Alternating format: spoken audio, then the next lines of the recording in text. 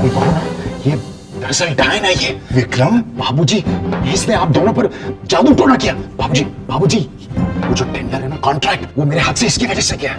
माँ, मेरे मना करने पर भी इसने उस फाइल पर कुछ सिंदूर लाल रंग का डाला और उस पे जादू टोना किया।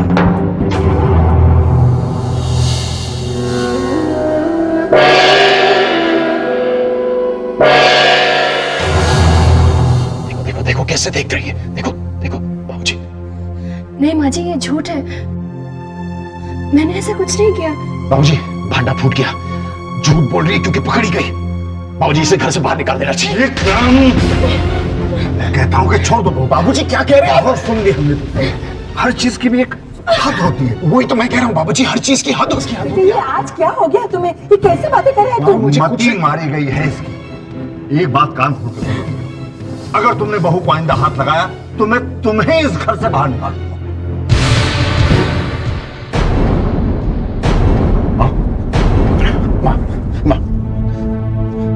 सुना आपने?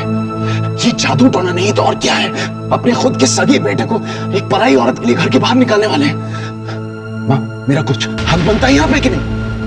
माँ, मेरा कुछ हक बनता है कि नहीं यहाँ पे? हाँ। तो फिर मैं आपको बाबूजी,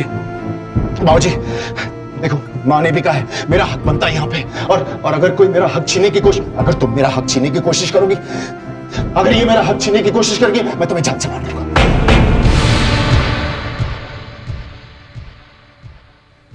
ये जादू टोना ये नहीं चलेगा।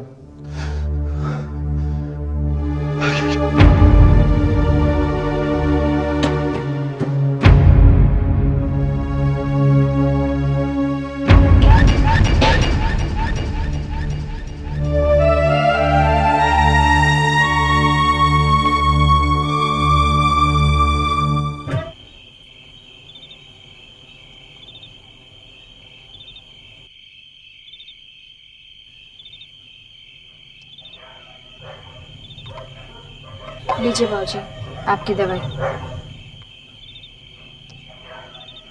बाबूजी, आप बिल्कुल परेशान मत होइए, वरना आपकी तबीयत और बिगड़ जाएगी। कॉन्ट्रैक्ट खोने की वजह से ये थोड़ा अजीब से बिहेव करने लगे हैं, लेकिन धीरे धीरे अपने आप ठीक हो जाएंगे बाबूजी। गायत्री सही कह रही है।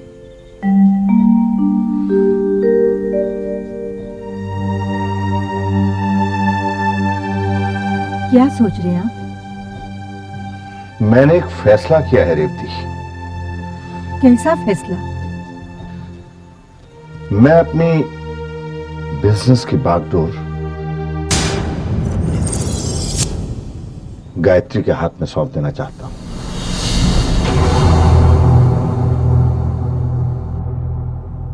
ये आप क्या कह रहे हैं? मेरी मानिए, ऐसा मत कीजिए।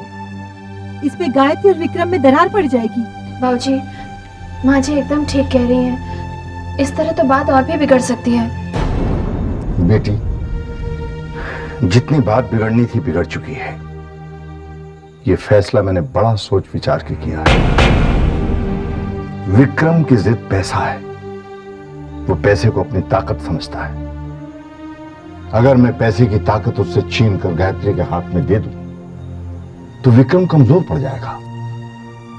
वो झुक जाएगा, सीधे रास्ते पर चला आएगा।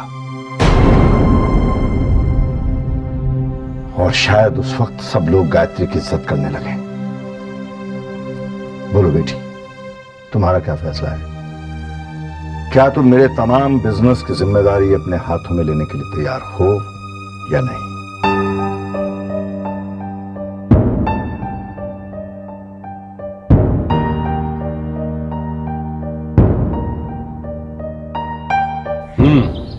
तो ये बात है, लेकिन बेटा ऐसा करने से प्रॉब्लम बढ़ सकती है। मैं मानती हूँ मामा जी, लेकिन बाबूजी मानने को तैयार ही नहीं है। उन्हें तो पूरा विश्वास है कि मुझे बिजनेस सौंप देने से घर की सारी प्रॉब्लम्स हल हो जाएंगी। तो तुम अब क्या करोगी? मामी, मैं बिजनेस की जिम्मेदारी नहीं संभालना चाहती। मैं अपने घर को टूटते हुए नहीं देख सकती मामा। कितनी खुदगर्ज हो तुम। कामनी, ये बिजनेस के बारे में जानती क्या है? अगर कुछ ऊंचा नीचा हो गया तो 10 बातें सुननी पड़ेंगी। जब तुमने बिजनेस शुरू किया था तब तुम्हें कोई अक्ल थी? लेकिन मामी, मैं बिजनेस नहीं संभालना चाहती। क्या मतलब कि तुम संभालना नहीं चाहते? इतने साल तुम्हें पाल पोस कर बड़ा किया, तुम्हारी शादी करवाई, इतने पैसे खर्च किए, और जब उस एहसान को चुकाने का मौका आया तब तुम पीछे हट रही हो। अपने बेचारे मामा का भी तुम्हें बिल्कुल ख्याल नहीं आया। सुन लो गायत्री, मैंने तुम्हारी शादी विक्रम के साथ इसलिए की थी कि मैं इस रिश्ते का फायदा उठा सकती हूँ। कामनी तुम चुप रहो, तुम्हें कुछ पता नहीं। गायत्री, ये सुनहरा मौका है और तुम इसे गवाओगी नहीं, समझ गई?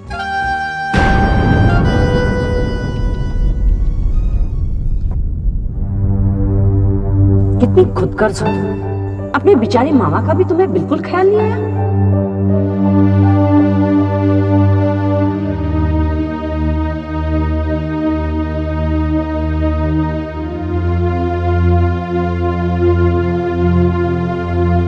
बेटी, मैं तुम्हारा गुनहगार हूं। ये आप क्या कह रहे हैं मामा जी? मैं ठीक कह रहा हूं बेटा। तुम्हारी भाभी तुम पे अत्याचार करती रही और मैं चुपचाप देखता रहा। मैं डरपोक नहीं हूं बेटा, बस कभी लड़ नहीं पाया, ना अपने हक के लिए ना तुम्हारे। मुझे माफ कर दो बेटा। मामा जी, ये आप कैसी बातें कर रहे हैं? बेटा, तुम्हें जिंदगी में हमेशा दुख ही मिले हैं। मैंने सोचा था कि शादी के बाद तुम खुश होगी, लेकिन ससुराल में भी ये। मामा जी, जो तकदीर में लिखा है वो तो होगा ही। अब नहीं होगा बेटा, तुम वापस आ जाओ, तुम्हारी मामी को मैं संभाल लूंगा। मेरी बात मान लो बेटा, मुझे पश्चाताप का एक मौका दो बेटा।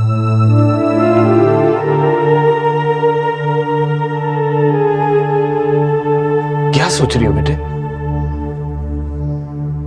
ये नहीं हो सकता मामा जी। क्यों नहीं हो सकता बेटे? मैंने देवी माँ के सामने कसम खाई है,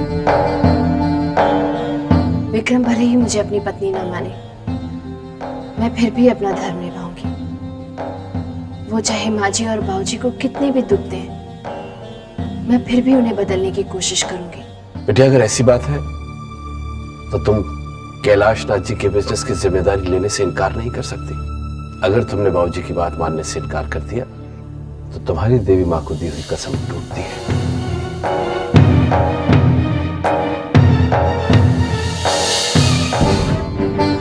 कुछ समझ में नहीं आ रहा माँ, मैं क्या करूं? मुझे इस दुविधा से बाहर निकालो माँ, मुझे रास्ता दिखाओ।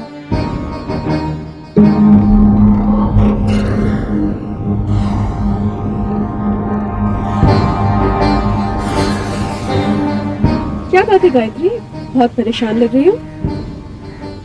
हाँ कविता, वो तुम लोगों को मुझसे कुछ काम है? जी भाभी, एक्चुअली हम आपकी परेशानी दूर करने आए हैं। देखो गायत्री, अगर पापा के बिजनेस को कंट्रोल करने का ख्याल तुम्हारे दिमाग में है तो उसे निकाल दो, वरना आपका इस घर में रहना मुश्किल हो जाएगा भाभी। और इतना बुरा हाल होगा तुम्हारा गायत्री कि तुम कभी सोच भी नहीं सकोगी। और प्लीज भाभी, इसे धमकी मत समझिएगा, क्योंकि हम ऐसा कर सकते हैं। Take care.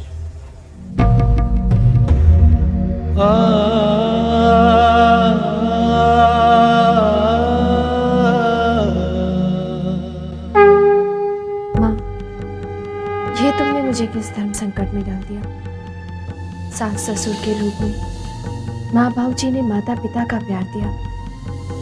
अगर उनकी बात मानती हूँ तो अपने पति को नाराज करती हूँ, और अगर इनकार करती हूँ तो माँ बाबूजी का दिल दुखाती हूँ, अपनी प्रतिज्ञा तोड़ती हूँ। अब तुम ही बताओ माँ, मैं क्या करूँ? मैं क्या करूँ माँ?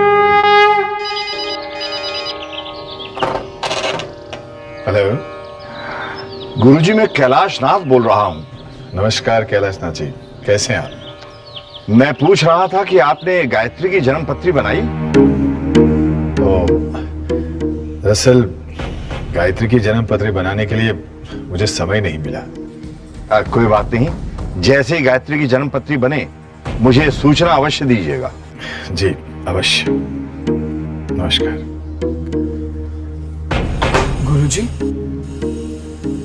आपने कैलाश नाथ जी से झूठ क्यों कहा? आप तो गायत्री देवी की जन्म पत्री बना चुके हैं।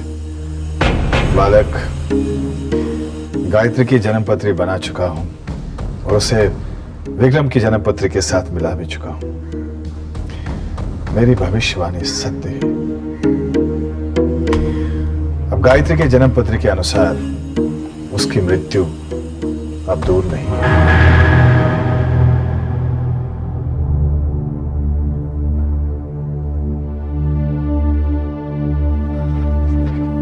बाबूजी, इसका मतलब जानते हैं आप? तुमसे बेहतर। कुछ नहीं जानते आप बाबूजी।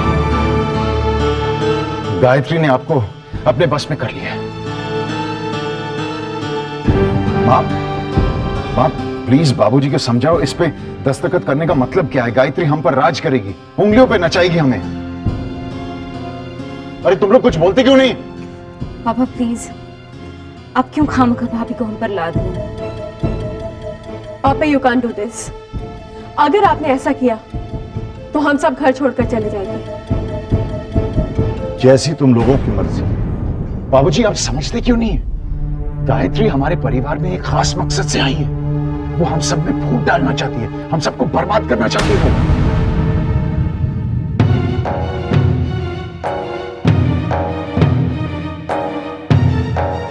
आओ बहू।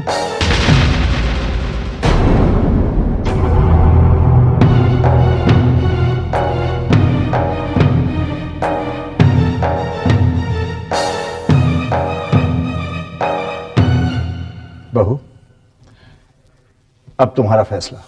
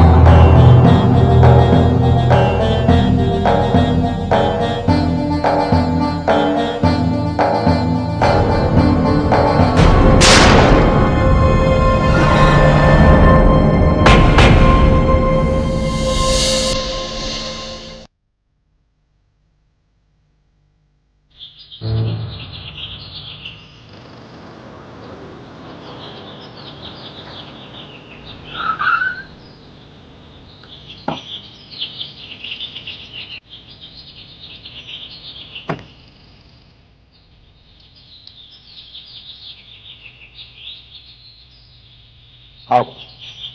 आओ।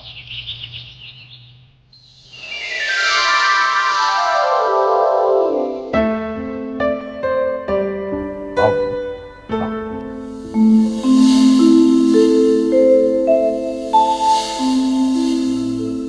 Good morning sir. Good morning. Morning sir. Good morning sir. Morning.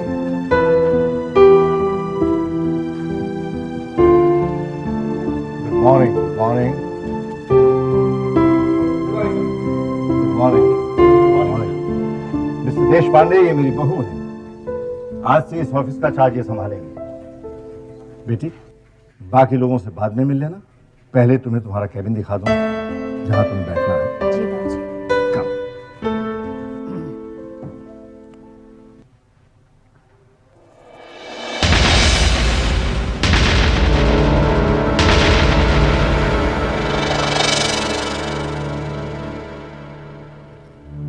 अरे तुम रुक क्यों नहीं बैठी? आप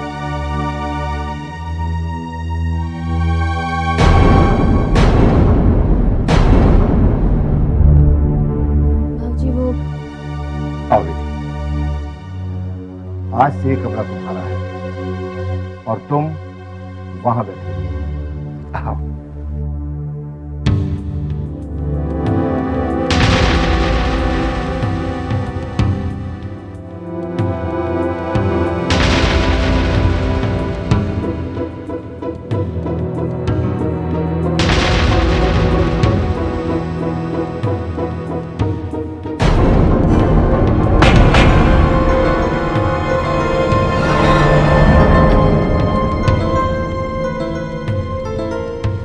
ये आप क्या कर रहे हैं बाबूजी?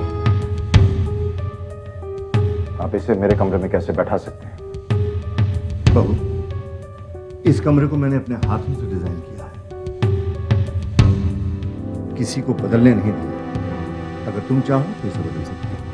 बाबूजी, आप सबके सामने मेरी इंसल्ट कर रहे हैं। आओ बैठो। विक्रम, हटो वहां से। बाबूजी मैं किसी और कमरे में बैठ जाऊंगी। Vikram, I said move. बाबूजी, आप हमेशा मुझे नीचा दिखाने की कोशिश क्यों करते हैं? विक्रम, मैंने कहा कि कुर्सी छोड़कर हट जाओ। इंसल्ट मैं बर्दाश्त नहीं करूंगा बाबू। विक्रम, अगर तुम वहां से नहीं हटे तो मैं तुम्हें इस कमरे से बाहर निकालूंगा।